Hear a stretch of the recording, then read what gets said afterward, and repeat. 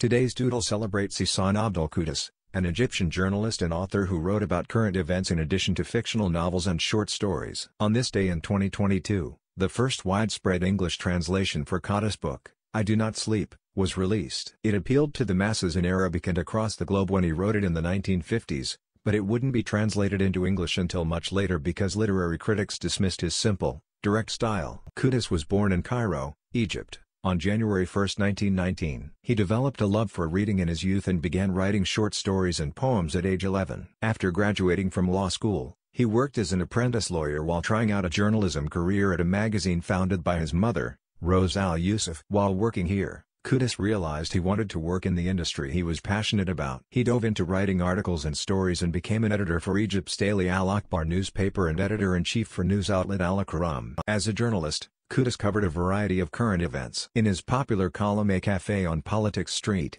he wrote about social issues with a conversational narrative technique, similar to discussions a person might overhear in a cafe. He was jailed several times for his controversial writings and political stances, but that didn't prevent him from sharing his views. In addition to his journalism, Kouddous wrote over 60 fictional books and short stories. Common themes from his books are love, politics, psychology of social behavior, spirituality, and religion. Strong female characters were central in many of his works, with books like I Am Free advocating for women's equality and independence. Today, people around the world can appreciate the dozens of films adapted from his novels and enjoy his books that have been translated into German, French, English, Ukrainian, and Chinese. Special thanks to Ihsan Abdel-Kouddous' family for their collaboration on this project. Below, Kouddous' grandson, Sharif, shares his thoughts on today's doodle and his grandfather's legacy. My grandfather died on January 11, 1990, when I was just 11 years old, yet he remains a definitional presence in my life. I remember his voice, his broad infectious smile, his undeniable charisma which infused any room he entered. He was fascinated by people and their stories, from the prince to the pauper,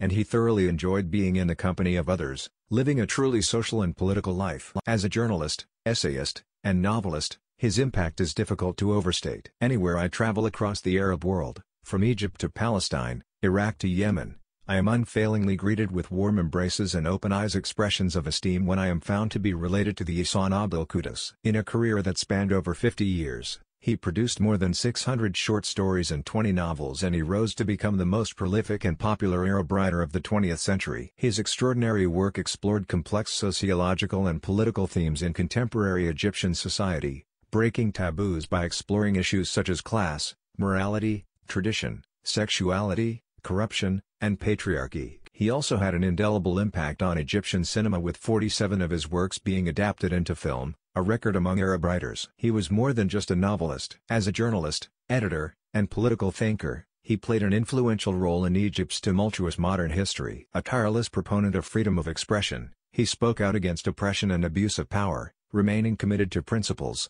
values, and independence throughout his life. For his courageous political stances and views, he was jailed several times by successive Egyptian rulers and faced multiple assassination attempts. He remains a towering figure in Egypt's political, journalistic and literary history, one with a particular flair for the memorable. Among my favorites, culture represents a kind of will, the will of rebellion. Like, share and subscribe to Doodle Catalog.